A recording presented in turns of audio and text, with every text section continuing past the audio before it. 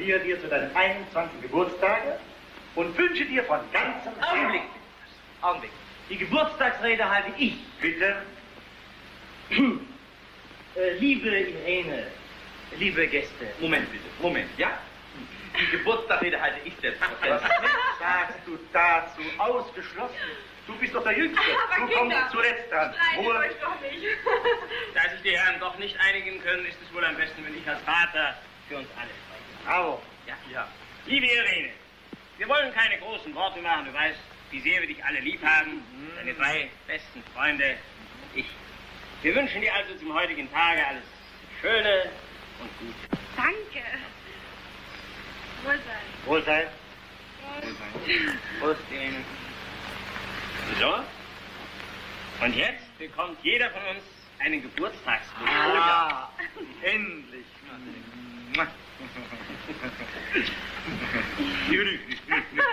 Ich danke euch allen. Also das war wirklich eine wunderbare Geburtstagsrede. Kommen Sie, setzen wir uns gemütlich zum Kamin. Brauchen eine Zigarette, ja? Große Idee. Darf ich dich einen Moment sprechen, Irene? Was willst du denn, Tommy? Irene, wir kennen uns jetzt schon viele Jahre und ich glaube, ich bin in dieser Zeit dein treuster und bester Freund geworden. Ich war immer da, wenn du mich brauchst. Ich weiß, Tommy, du bist ein guter Kerl. Ja, aber ich will mehr sein, Irene. Mehr als immer nur ein guter Kerl. Viel mehr. Irene, willst du nicht meine Frau werden? Oh, das ist doch nicht dein Ernst, Tommy. Ich habe es ja gewusst, dass du mich auslachen wirst. Aber glaube mir, ich kann nicht mehr so neben dir herlaufen. Ich kann nicht zuschauen, wie dir die anderen den Hof machen. Eifersüchtig? Ja. Ja, Irene. Ich weiß auch, dass das alles keinen Zweck hat. Ich weiß auch, dass dir Frank besser gefällt, weil er männlicher ist als ich und dass dir vielleicht Axel besser gefällt, weil er eine Uniform trägt. Tommy, sei nicht taktlos.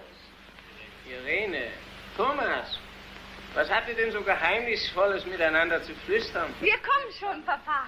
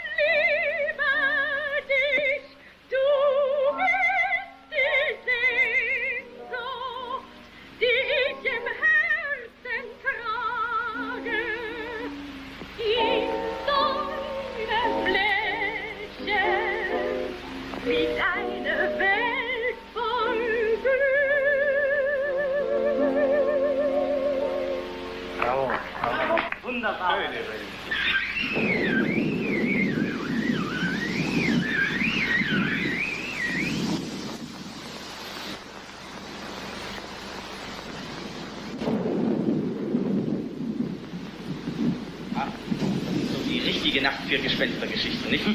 möchte schon ganz gerne mal so einem alten Schlossgeist begegnen. Was glaubt ihr, was das für ein Interview geben würde für mein Blatt? Beispielsweise, wie oft spuken Sie nachts? Oder haben Sie auch mal dienstfrei? Oder hat Ihnen Ihr Beruf Freude gemacht bisher? Ja, wir lachen darüber. Aber es gibt in unserem Leben Dinge, die uns unbegreiflich und rätselhaft erscheinen. Ja. Nicht wahr, Herr von Helber? Wie? Warum fragen Sie gerade mich? Oh, weil ich gerade zufällig an das blaue Zimmer denke. Was sollen diese alten Geschichten? Was denn für ein blaues Zimmer? Ach, nichts. Gar nichts. Tommy meint sicher den blauen Salon hier im Schloss, den seit 20 Jahren niemand mehr betreten hat. Seit 20 Jahren? Das wird ja immer geheimnisvoller. Es spukt wohl im blauen Zimmer. Nein, es spukt nicht. Aber vor 20 Jahren sind im blauen Zimmer 3 Menschen unter rätselhaften Umständen ums Leben gekommen. Was?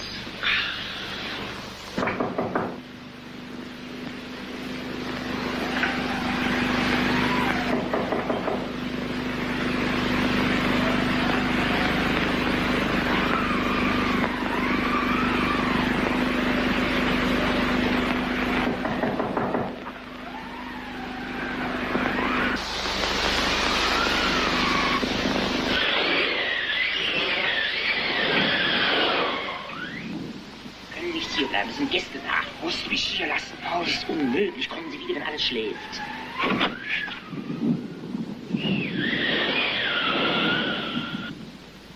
Ich möchte von diesen rätselhaften Verbrechen wirklich nicht sprechen. Das gehört der Vergangenheit an. Nein. Lieber Herr von Hellberg, jetzt haben Sie uns neugierig gemacht, jetzt müssen Sie erzählen. Ja, bitte, Papa. Nein, ich spreche wirklich nicht gern davon. Ja, aber wenn wir Sie darum bitten... Ja, vielleicht finden wir eine Lösung des Rätsels. Das glaube ich nicht, lieber Axel. Eigentlich ist auch gar nicht viel zu erzählen. Das sind jetzt genau 19 Jahre her. Irene war noch ein ganz kleines Mädel. Damals war meine Schwester auf ein paar Wochen zu Besuch. Dankeschön. Zu Besuch gekommen. Sie schlief im blauen Salon, der manchmal als Fremdenzimmer diente. Eines Abends. Wir hatten bis Mitternacht hier in der Halle gesessen, da hörte ich, als ich gerade zu Bett gehen wollte, um 1 Uhr aus dem blauen Zimmer einen gellenden Schrei. Ich stürzte über den Korridor, klopfte gegen die Tür. Keine Antwort. Wir brachen das Schloss mit Gewalt auf. Das blaue Zimmer war leer. Leer? Das Fenster stand weit offen und unter dem Fenster fanden wir im Schlamm des Wassergrabens meine Schwester tot. Ein Unglücksfall also. Ja, das glaubte ich damals auch. Und ich würde heute noch daran glauben, wenn nicht 4 Monate später mein bester Freund wieder nachts 1 Uhr, zur selben Stunde also, im blauen Zimmer erschossen aufgefunden worden wäre. Selbstmord ist ausgeschlossen? Ausgeschlossen. Mein Freund lebte in sehr guten Verhältnissen. Er hing am Leben. Wir hatten uns in bester Laune getrennt, als um 1 Uhr aus dem blauen Zimmer der Schuss fiel. Eine Waffe, die auf Selbstmord hindeutete, war nicht zu finden. Also beide Unglücksfälle um 1 Uhr. Und der dritte? War ein Kriminalbeamter. Ein Kriminalbeamter? Der sich in den Kopf gesetzt hat, eine Nacht in dem blauen Zimmer zu verbringen. Man fand ihn am nächsten Morgen mit grauem, verzerrtem Gesicht tot auf dem Boden liegend. Herzschlag. Durch Aufregung hervorgerufen, sagte der Arzt. Seltsam. Ja, merkwürdig. Können Sie jetzt verstehen, dass ich seit dieser Zeit das Zimmer nicht mehr betreten habe? Natürlich. Nur unser Diener Paul, der den Schlüssel hat, räumt hin und wieder auf.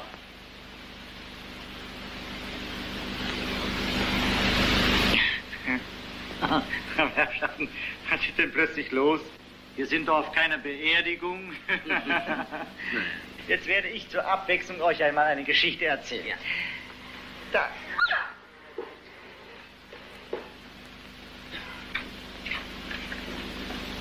Der Tee, Herr von Hellberg.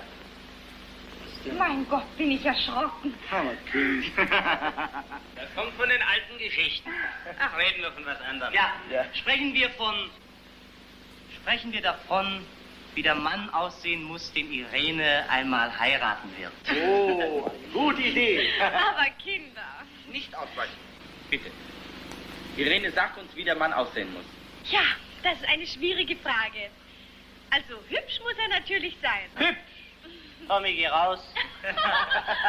Jung muss er sein. Babylein, kannst wieder reinkommen. Und Mut muss er haben. Mut? Mut habe ich.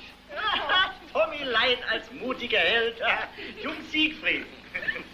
Ihr könnt mich ruhig auslachen. Ich werde euch schon beweisen, dass ich Mut habe. So, da bin ich aber sehr neugierig. Ich werde heute Nacht im blauen Zimmer schlafen. Thomas, reden Sie keine Dummheit. Nein, nein, ich meine das vollkommen im Ernst. Ich möchte Irene beweisen, dass ich kein Feigling bin. Na? Macht ihr mit? Mein lieber Tommy, ich will dir mal etwas sagen. Wir glauben dir alle, dass du ein mutiger Kerl bist.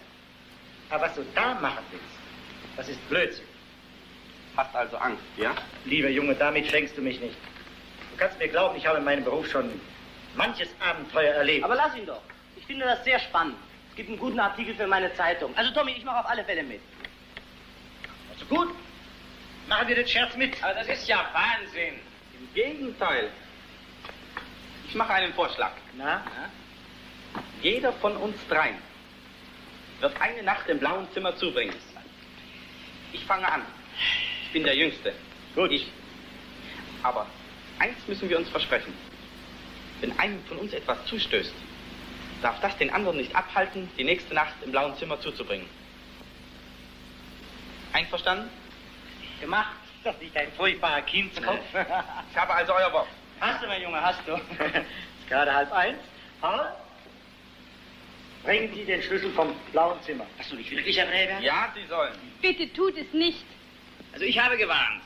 Man soll das Schicksal nicht herausfordern. Doch, gerade. Vielleicht gelingt es einem von uns, das Rätsel zu lösen. Machen Sie sich keine Sorgen, Herr von Hellberg. Uns tun die Geister nichts. Und wenn Sie den bei Paar sehen, die Geister, dann bringen Sie ihn sicher wieder zurück.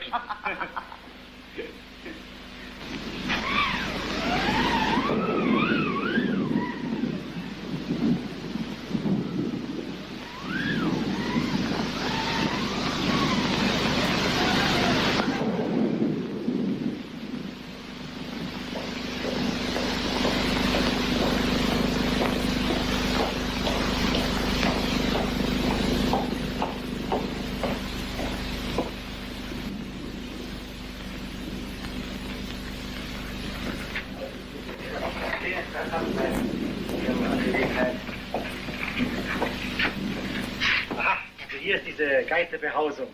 Schließen Sie auf, Paul, ja? Ich warne Sie, Herr Thomas. Auf dem blauen Zimmer liegt Ein furchtbarer Flug. Ja, ich weiß schon, aber trotzdem bitte öffnen Sie.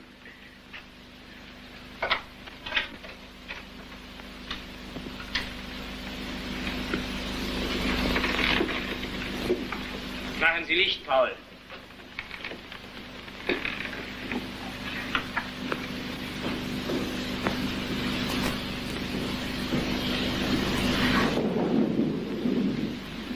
Das ist also das geheimnisvolle blaue Zimmer.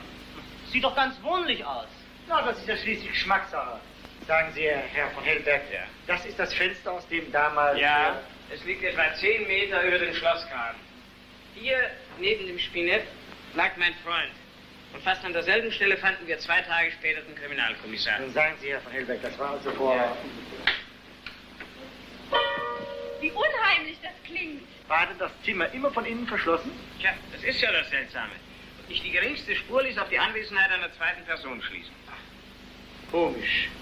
Warst du es vielleicht, du alter Raubbritter, du? Na, Tommy, wie steht's jetzt mit deinem Mut? Noch kannst du zurück. Ich bleibe selbstverständlich. Tommy, bitte lass wenigstens die Tür offen. Aber Irene, um mich brauchst du doch keine Angst zu haben. Mir passiert bestimmt nichts. Na, Tommy, mittlerweile ist es 1:45 geworden, also in dein goldenes Bett träumen recht schön. Morgen um 9 Uhr beim Frühstück, wie immer. Ja, Geistererlebnisse erzählen. Gute Nacht, mein Junge. Gute Nacht. Ach, Tommy.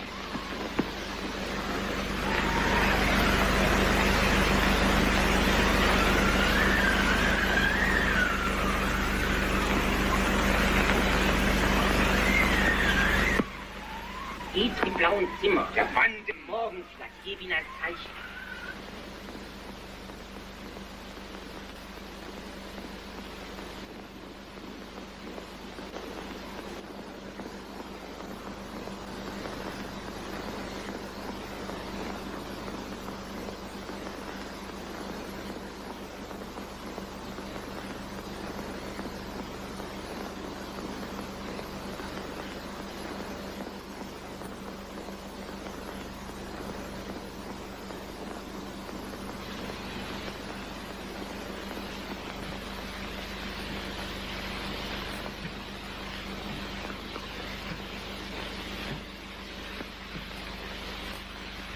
Du,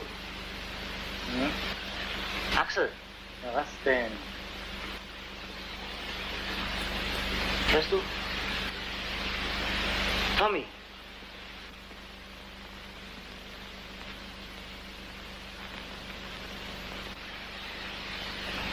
Ja?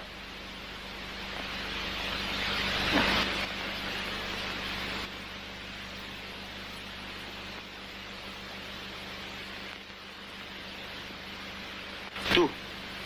Axel, sag mal, glaubst du wirklich an den ganzen Schwindel? Ja, natürlich. Wirklich? Ach, du. Gute Nacht. Gute Nacht.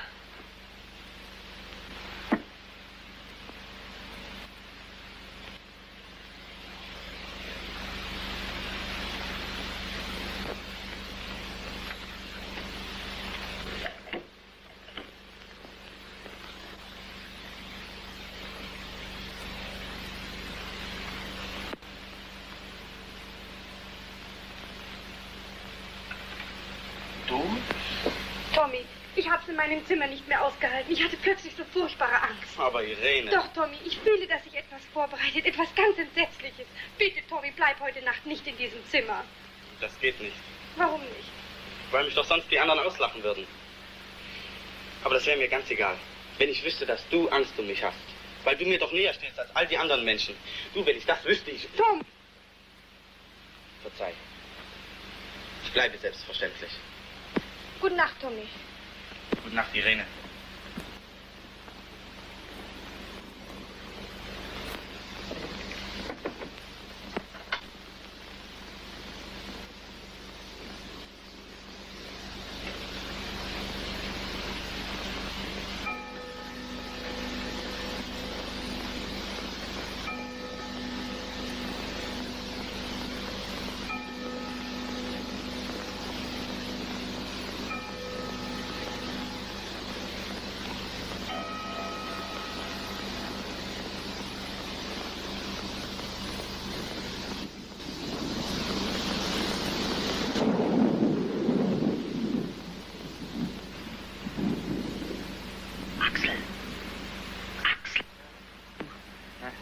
Eben 1 geschlagen. Na, wenn schon. Du, Axel, hör doch mal. Was denn? Wenn nun Tommy doch etwas zustößt. Was soll ihm denn zustoßen? Sei mal ruhig. Was ist denn? Sei doch mal ruhig. Hörst du?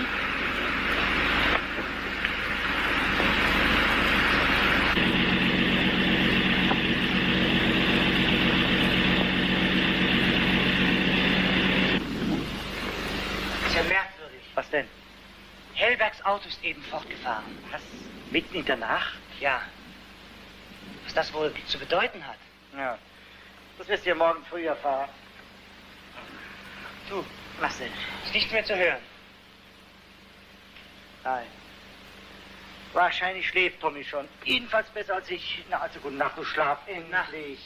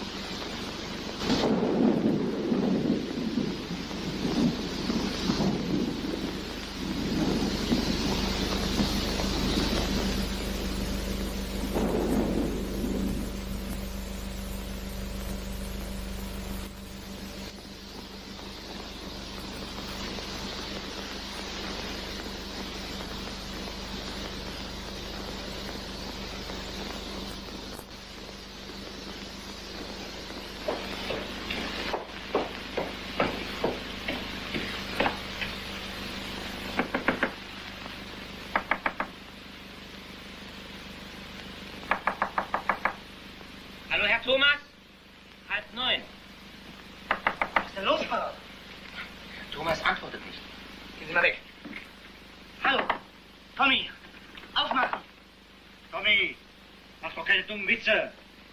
Mach doch auf, Tommy. Ist was passiert, um Gottes Willen? Tommy antwortet nicht. Das ist doch nicht möglich. Tommy, mach doch auf, Tommy. Er rührt sich nicht. Sei doch mal still. Ruhig. Ich höre nichts. Was machen wir jetzt? Ja, brechen wir die Tür auf. Los, komm.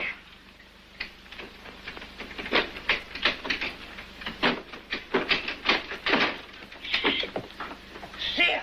Das Fenster. Das will.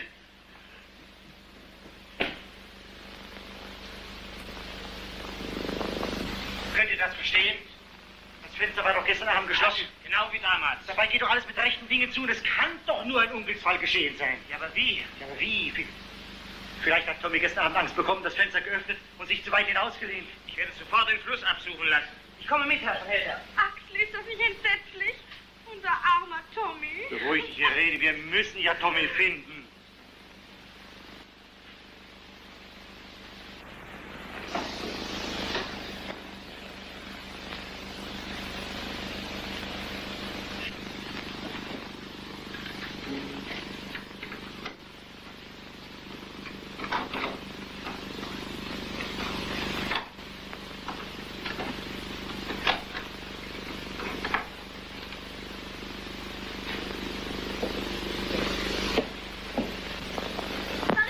Marie, um Gottes Willen, haben Sie schon gehört? Was denn, Betty? Herr Thomas ist verschwunden. Verschwunden? Ja. Gerade habe ich gehört, wie Herr Axel und das gnädige Fräulein darüber sprachen. Er hat heute Nacht in den verhexten Herr Paul? Ist das wirklich wahr mit Herrn Thomas? Ja. Mein Gott. Entsetzlich. Ich habe ihn gewarnt. Er hat noch nicht ausgelacht. Ich sage euch, das blaue Zimmer. Komm, Herr Brink. Komm, Max. Na? Was nicht in Ordnung? Muss nur die Zündung erbringen. So. Wohl heute Nacht passiert. Wieso heute Nacht? Wie kommen Sie darauf? Na, Herr Frank erzählte mir, dass er den Wagen heute Nacht um 1 Uhr auf der Landstraße gesehen hätte. Das muss ein Irrtum sein, Herr Brink. Der Wagen ist seit gestern Morgen nicht aus der Garage gekommen. So. Na, da hat sich eben Herr Frank geirrt. Lass ihn nicht stören. Morgen.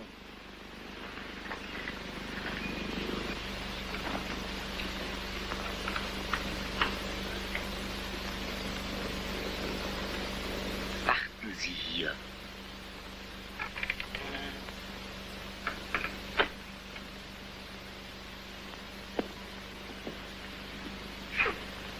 Es ist rätselhaft. Nun? Nichts. Bloß das da haben wir gefunden. Tommys Zigarette entfiel? Es lag etwa 50 Meter vom Schloss entfernt am Ufer. Ufer? Ja. Die Sache wird immer unverständlicher.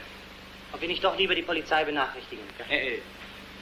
Warten wir, bis der ganze Fluss abgesucht worden ist. Vielleicht finden wir Tommy doch noch. Hoffentlich.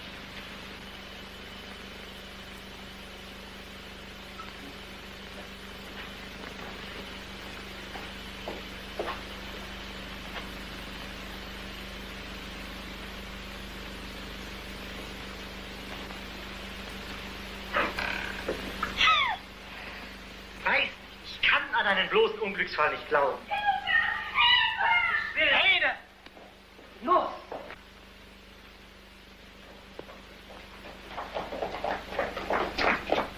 Gottes Willen, was ist Irene! Hier wird das gnädige Fräulein um Hilfe rufen und stürzt die hierher. Irene! Axel, ist er fort? Wer denn? Was ist denn geschehen, Irene? Ein fremder Mann hat mich eben hier überfallen. Fremder Mann? Haben Sie irgendetwas Verdächtiges bemerkt, Paul? Nein, Herr von Hellberg. Das gnädige Fräulein muss sich irren. Es kann niemand hereingekommen sein. Alle Türen sind fest verschlossen. Aber ich habe ihn doch mit meinen eigenen Augen gesehen. Der Kerl existiert bestimmt. Und ich sage euch, der Bursche kommt wieder. Meinen Sie? Vielleicht eher, als wir alle glauben. Ja. Vorausgesetzt, dass Sie die Polizei nicht benachrichtigen. Warum? Na, weil er dann gewarnt ist. Überlassen Sie mir den Burschen, ich werde den persönlich erledigen. Ich schlafe heute Nacht hier im blauen Zimmer. Na, Was willst du denn? hast du dir's überlegt? Ja. Ich will nichts mehr von dir wissen. Ah, gut. Dann werde ich eben den anderen erzählen, was heute Nacht passiert ist. Das wirst du nicht tun. Doch. Du wirst noch an mich denken, du.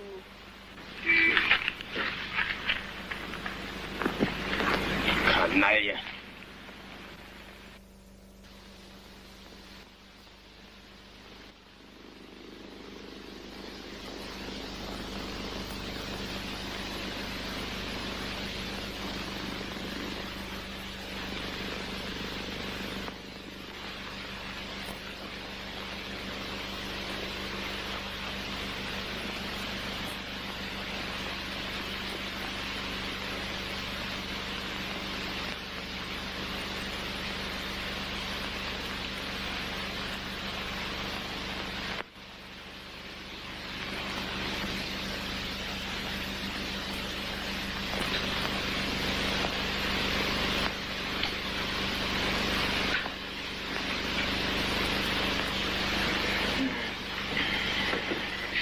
Was wollt ihr hier?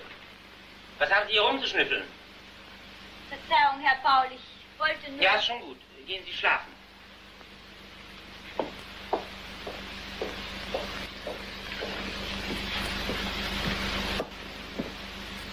Frank, ich bitte dich, geh nicht ins blaue Zimmer. Aber Irene, natürlich gehe ich. Seitdem ich weiß, dass dieser Spuk mit sehr natürlichen Dingen zugeht, da freue ich mich direkt darauf, Bekanntschaft zu machen mit unserem Geist. Aber du, wenn du das geringste Geräusch hörst... Ich weiß, dann schieße ich. Na? 6 Schuss wären ja wohl genügend, denke ich. Hm? Oh, 1:30, höchste Zeit. Geister sind im Allgemeinen sehr pünktlich. Na, sitzt doch nicht so traurig da, ihr braucht doch keine Angst zu haben. So, das nehme ich mit. Vielleicht trinke ich noch Brüderschaft mit unserem Schlossgespenst. Nacht, Irene. Nacht, Axel. Na, Frank. Wird schön schief gehen, was? Irene. Nacht.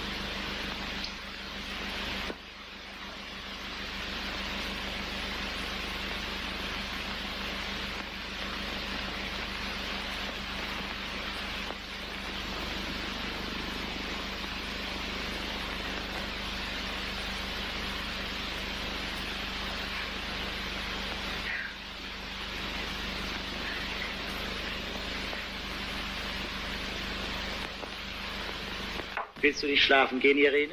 Nein, Axel, lass mich bei dir bleiben. Ich fürchte mich in meinem Zimmer. Aber du... Wo ist denn dein Vater? Vater ist schon vor einer Stunde schlafen gegangen. So. Schrecklich, dass man Tommy bisher noch nicht gefunden hat. Entsetzlich. Und wenn nun Frank auch etwas zustößt? Aber ich bitte dich, Frank. Frank ist doch ein ganzer Kerl. Der passt höllisch auf. Bei Tommy, da war es lediglich ein Unglücksfall. Und wenn nun doch etwas passiert? Axel, versprichst du mir, dass du da nicht im blauen Zimmer wachen wirst? Ja, natürlich verspreche ich dir das. Schon aus dem einfachen Grunde, weil Frank nichts passieren kann. Gott sei Dank.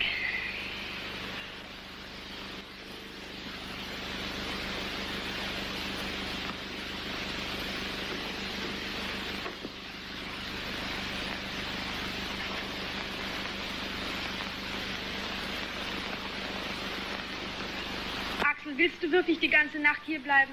Ja, selbstverständlich. Es ist doch auf alle Fälle besser, wenn ich in der Nähe bin. Gut, dann bleibe ich auch. Irene, du kannst doch nicht die ganze Nacht... Hörst du? Frank, du siehst, wie leicht er die ganze Geschichte nimmt. Ach, Axel, ich habe so grauenhafte Angst.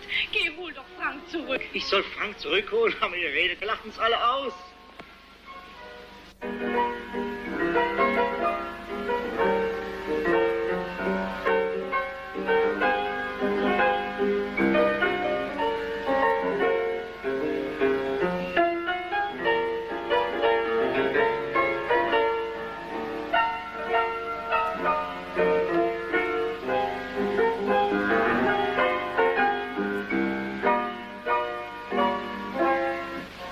ist gleich 1. Hab doch keine Angst, Irene. Es passiert doch nichts.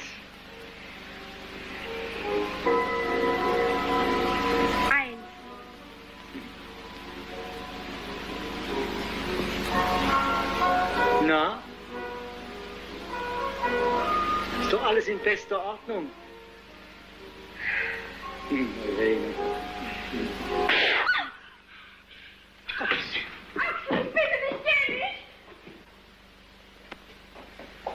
Es hat jemand im blauen Zimmer geschossen. Kommen Sie, kommen Sie, kommen Sie. Du!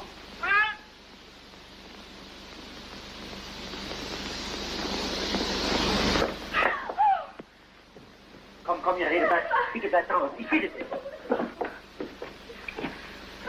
Was passiert? Ja, Frank. Was denn? Er schoss. Allmächtiger Gott. Wir müssen sofort die Polizei benachrichtigen.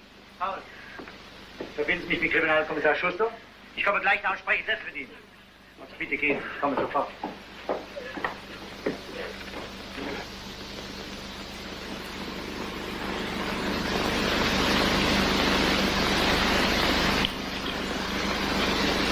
Kein Schuss abgefeuert.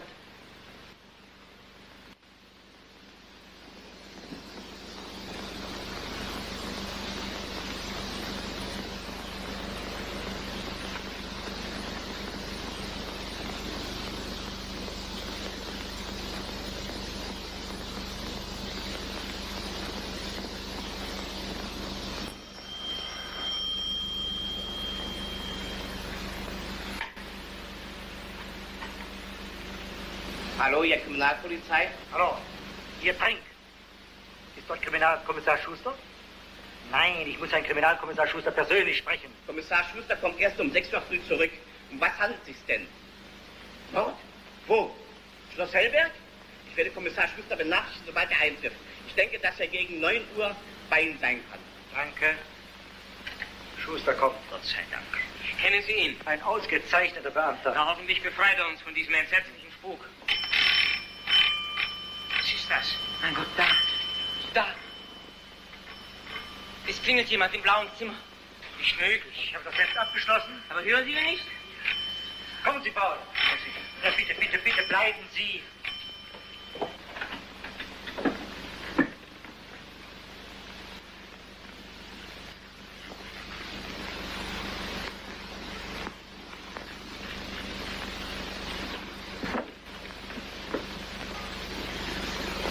Also daher kam das Klingeln. Ja, aber wie kommt die Katze hierher? Ich habe doch die Tür eben selbst abgeschlossen. Sagen Sie, Paul, gibt es noch einen zweiten Schlüssel? Nein, Herr Brink, davon ist mir nichts bekannt. Aber es kann doch niemand hier gewesen sein, während ich mit der Polizei telefonierte. Denn aus Ein Augenblick.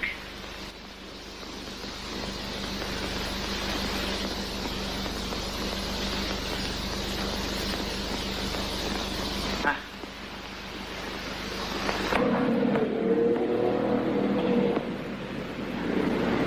Marie, Ja? Sie soll mal raufkommen, der Kriminalkommissar. Wie? Ja. Verdammt undurchsichtig, Herr Kommissar. Na, wir werden schon dahinter leuchten, verehrter Herr Brink. Na ja, kommen Sie nur herein. Na, setzen Sie sich nieder. Bitte? Na also, ich glaube, jetzt sind wir vollzählig. Herr Brink, bitte wollen Sie sich ebenfalls setzen.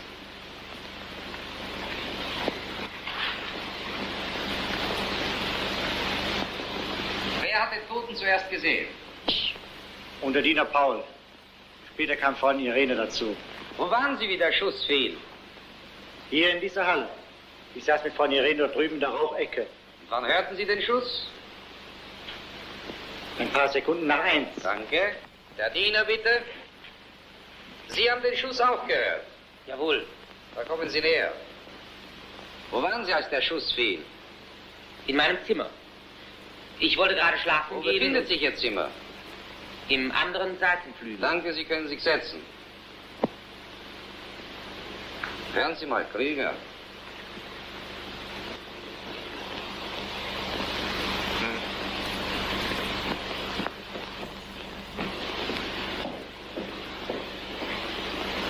Herr von Hellberg, bitte. Haben Sie auch den Schuss gehört? Nein, ich schlief fest. Ich war schon gegen 11 Uhr zu Bett gegangen, weil ich mich nicht wohl fühlte. Ich erwachte erst, als ich Lärm und Schritte auf dem Korridor hörte. Danke, Herr von Hellberg. Ach, das ist ja sehr interessant. Herr Diener, bitte noch einmal. Ich habe Sie noch eine Kleinigkeit zu fragen. Bitte kommen Sie näher. Sie sagten eben, Sie hätten den Schuss in Ihrem Zimmer gehört. Ja. Wie lange nach Ihnen traf der Diener im blauen Zimmer ein, Herr Brink? Wir kamen beide zu gleicher Zeit an. Ah, das war merkwürdig. Man hat soeben festgestellt, dass der Weg von Ihrem Zimmer bis zur Tür des blauen Zimmers, selbst bei größter Eile, mindestens 3/4 Minuten dauert. Nicht wahr, Herr Krüger? Jawohl, Herr Kommissar. Wie kam es also, dass Sie gleichzeitig mit Herrn Brink vor dem blauen Zimmer anlangten? Na? Ich warte auf Ihre Antwort.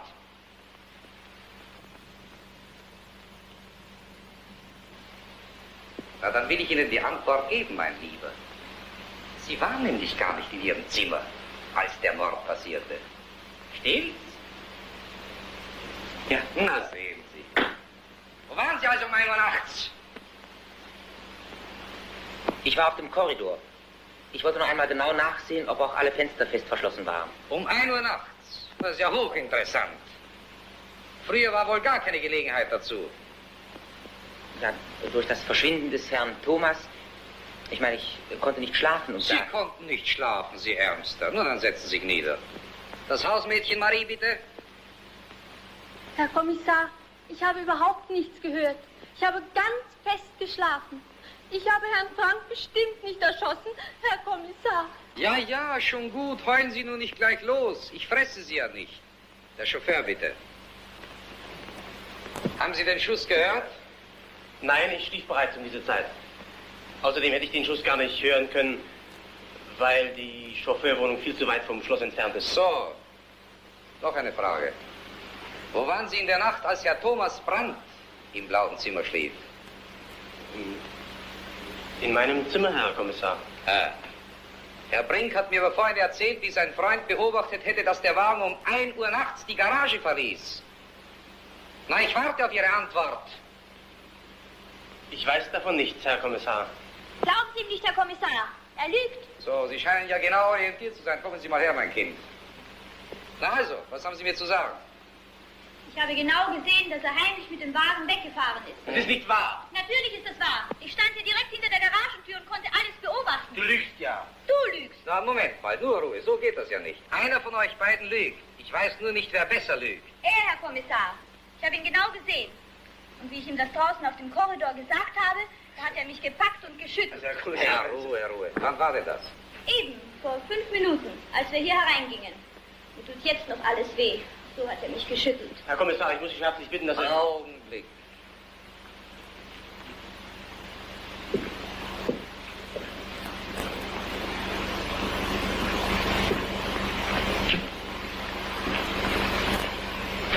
Gute Zigarre. Hä?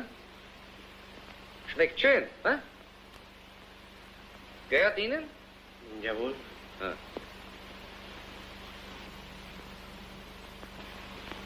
Wissen Sie auch, dass der Mann ein großer Künstler ist?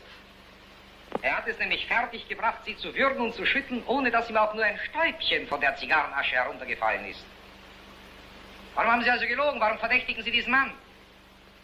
Herr Kommissar, ich habe nicht... Wissen Sie nicht, dass Sie sich mit solchen Unwahrheiten höchst verdächtig machen? Ich könnte Sie jetzt verhaften lassen. Jawohl, Herr Kommissar, das wäre das Richtige. Ruhe. Herr Kommissar, bitte... Ich will auch alles sagen. Na, was denn noch? Ich habe gestern Nacht einen fremden Mann im blauen Zimmer gesehen. Wann soll denn das gewesen sein? Gegen 1:15, kurz bevor Herr Frank ins blaue Zimmer ging. Sie irren Sie. Sie können sich übrigens setzen. Irren Sie sich vielleicht nicht wieder. Der fremde Mann scheint mir reichlich unglaubwürdig. Aber Herr Kommissar, ich habe ihn doch ganz genau erkannt. Wen?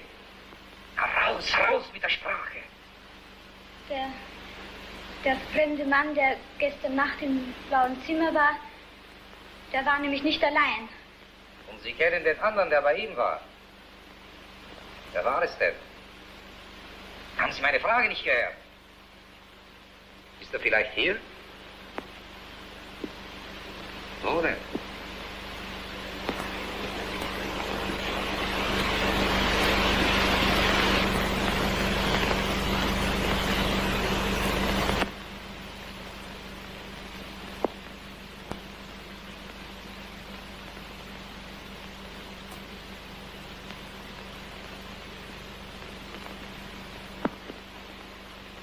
Herr von Hellberg?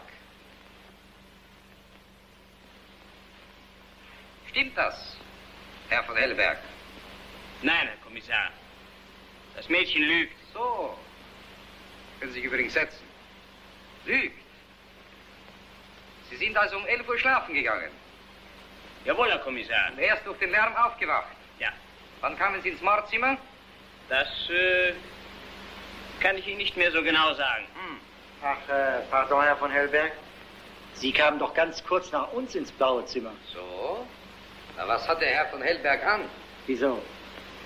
Natürlich doch denselben Anzug wie jetzt. Aber sehr interessant. Dachte, Sie haben zu dieser Zeit geschlafen. Wie konnten sich denn in ein paar Minuten umziehen? Hä? Dürfen es mir nicht verübeln, Herr von Hellberg, wenn ich Ihnen nicht bedingungslos glaube.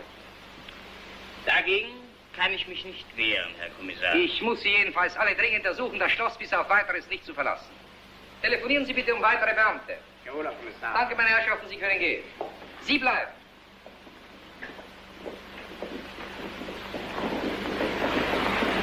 So, jetzt werden wir beide uns noch ein wenig miteinander unterhalten. Sie scheinen ja über die letzten Nächte genau informiert zu sein. Also bitte, was haben Sie mir noch etwas zu sagen? Ja, Ja, was? als ich gestern Abend über den Korridor kam... Wann? 12 Uhr. Hm? Stand Paul, der Diener, am Flurfenster und machte mit einer Taschenlaterne so komische Zeichen nach außen. Ja, weiter. Ja, weiter war nichts. Jetzt werde ich Ihnen etwas sagen. Warum drücken Sie sich denn so spät nachts in der Garage herum? Was machen Sie denn so spät auf dem Korridor? Warum treiben Sie sich denn die halbe Nacht auf dem Schloss herum, anstatt schlafen zu gehen? Und woher wissen Sie jedes Mal so präzise die Zeit? Na, so ein Biest, die bei dir. Hast du gehört, wie die mich reinlegen wollte? Hast du denn wirklich nicht ausgefressen, Max? Ach, Blödsinn. Das heißt, vorgestern Nacht war ich doch wirklich mit dem Waren weg. Das stimmt schon. Das siehst du? Was soll das heißen, das siehst du? Weißt du, wo ich war? Na? Da drüben im Dorf bei der Kleinen vom Gastwirt. Ach so. Mit der mache ich nämlich, wenn hier alles schläft, meine kleinen Nachtfahrten. Meine neue Freundin. Ist nicht möglich. Das ist doch möglich. Deswegen ist eben die Betty eifersüchtig, weil ich nichts mehr von ihr wissen will. Natürlich. Deswegen hat sie mich bei dem Kriminellen beim Alten reinlegen wollen. Das ist eine tolle Gemeinheit. Ja. Na, Gott sei Dank, dass die Sache jetzt raus ist.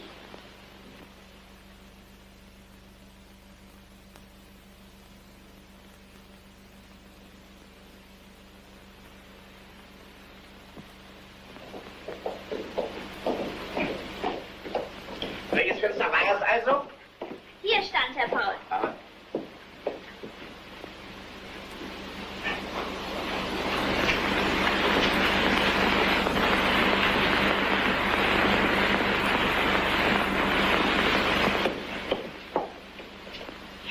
Ich weiß nicht. Ich kann mir nicht denken, dass Herr von Hellberg mit der ganzen Angelegenheit zu tun hat.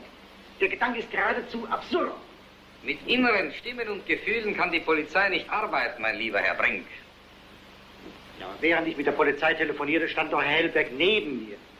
Er kann doch gar nicht die Fingerspuren weggewischt haben. Das behauptet ja auch niemand. Trotzdem kann er mit dem Menschen, der die Tat begangen hat, in Zusammenhang stehen. Ausgeschlossen. Ausgeschlossen! Ich kann verstehen, dass Sie Herrn von Hellberg so bedingungslos verteidigen, aber wie erklären Sie sich seine Beziehung zu dem fremden Mann, mit dem ihn die Zofe nun mal gesehen hat?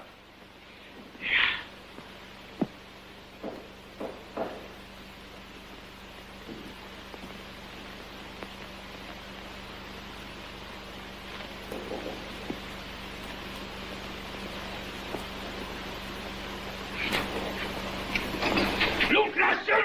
Loslassen! Loslassen! Los, Moment.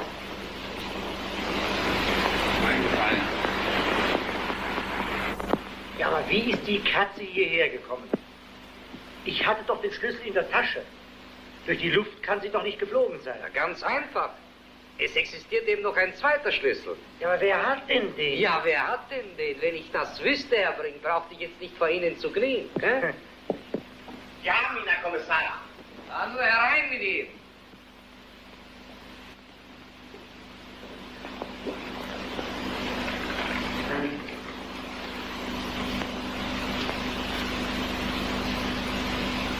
Guten Abend.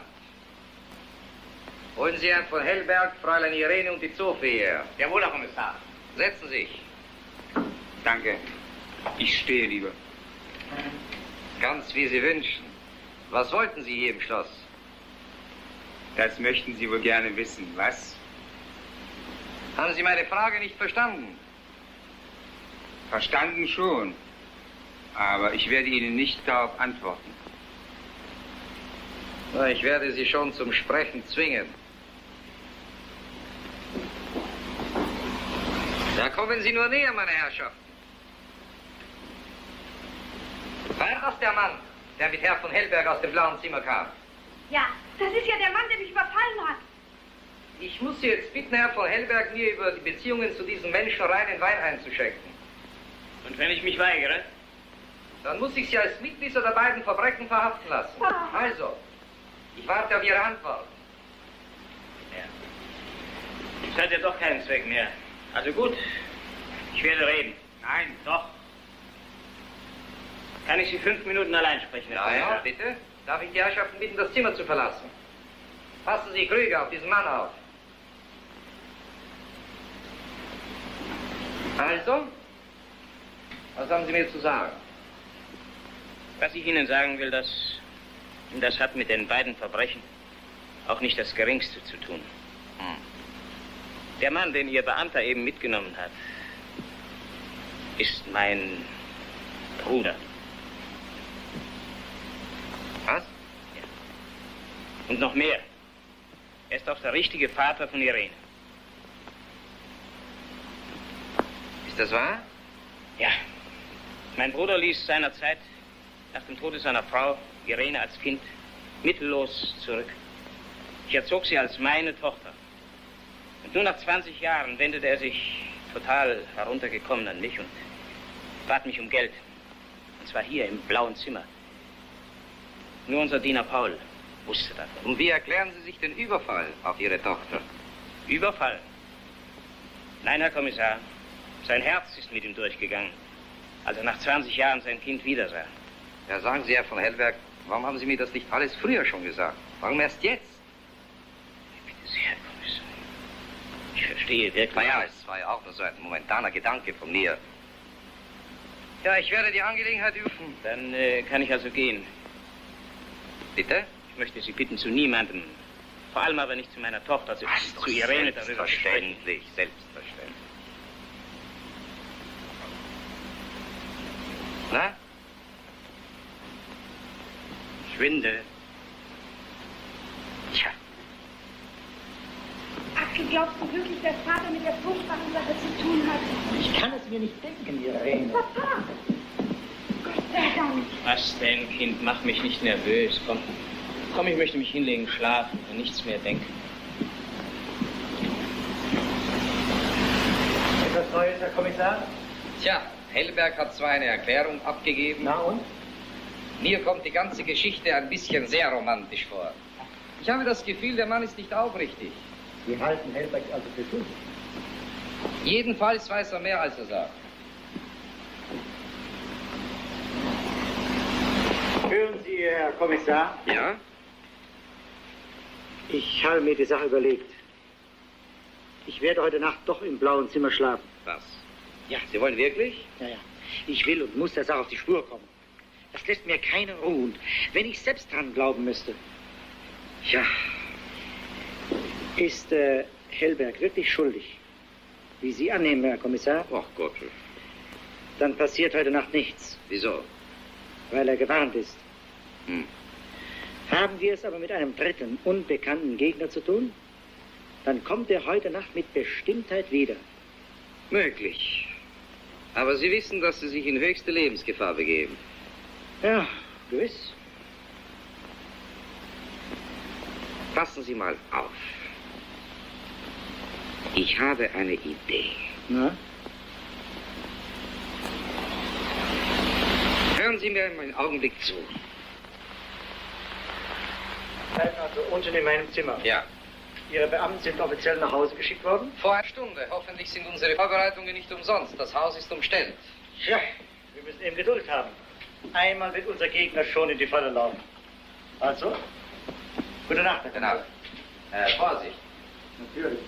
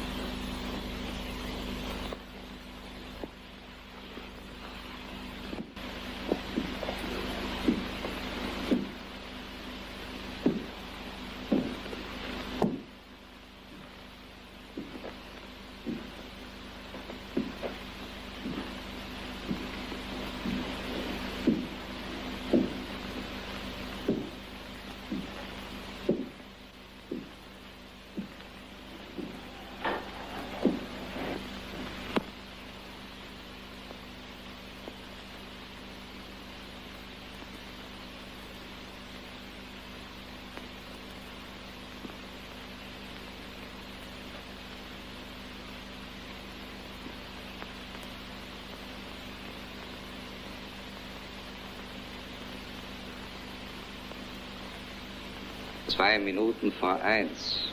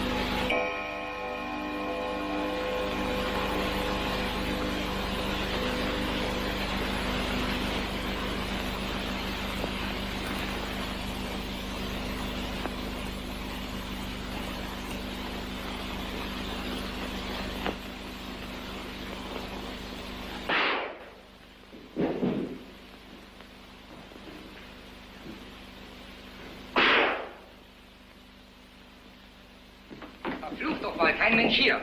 Schaff die Puppe weg.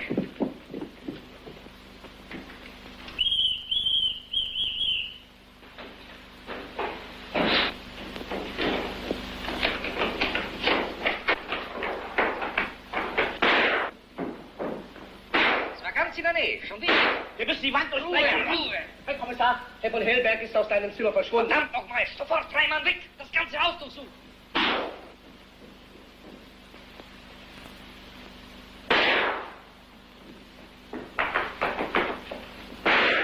Hinter dieser Mauer muss es sein. Schon wieder. Holen Sie ein Beil, aber rasch. Ein Menschenleben ist die Gefahr.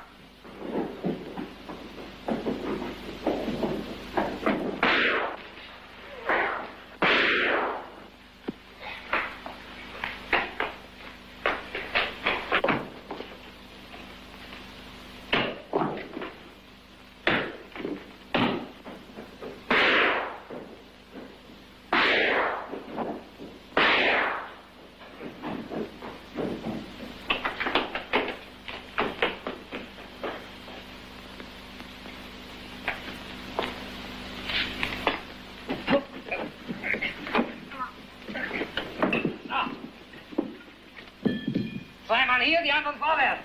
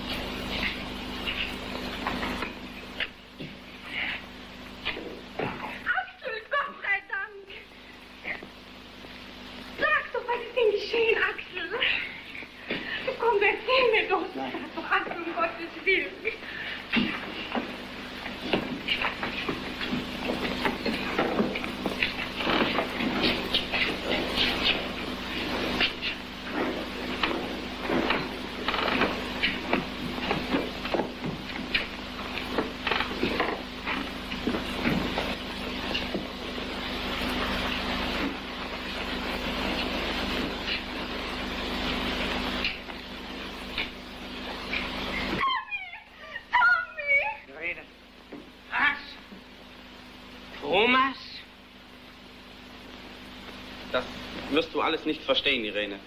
Sie geben also den Mord an Frank Färber zu? Ja. Ich hatte erkannt, dass nur Axel oder Frank Irene etwas bedeuten. Da ließ mich der Gedanke nicht mehr los. Diese beiden Menschen müssen aus ihrem Leben verschwinden. Na, glauben Sie denn dann wirklich, dass Fräulein Irene Sie geheiratet hätte? Ich weiß nicht. Ich war ja wie irrsinnig. Der Zufall kam mir zur Hilfe und einen Abend vor Irenes Geburtstag entdeckte ich diesen geheimen Zugang zum blauen Zimmer und mein Plan stand fest. Na und? Da ist nicht mehr viel zu sagen.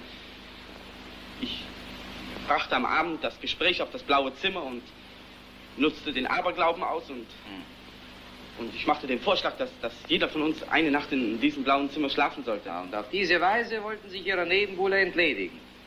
Einmal hätten Sie doch wieder auftauchen müssen. Hm? Ja. Ich weiß nicht, ich hätte irgendetwas erfunden. Ich hätte irgendeine Geschichte erzählt. Ja. Herr von Hellberg, ich muss Sie um Verzeihung bitten. Ich hatte Sie lange Zeit im Verdacht. Ich weiß, Herr Kommissar. Darum bin ich heute Nacht auf eigene Faust losgegangen, um den Mörder zu erwischen. Na, nichts für ungut.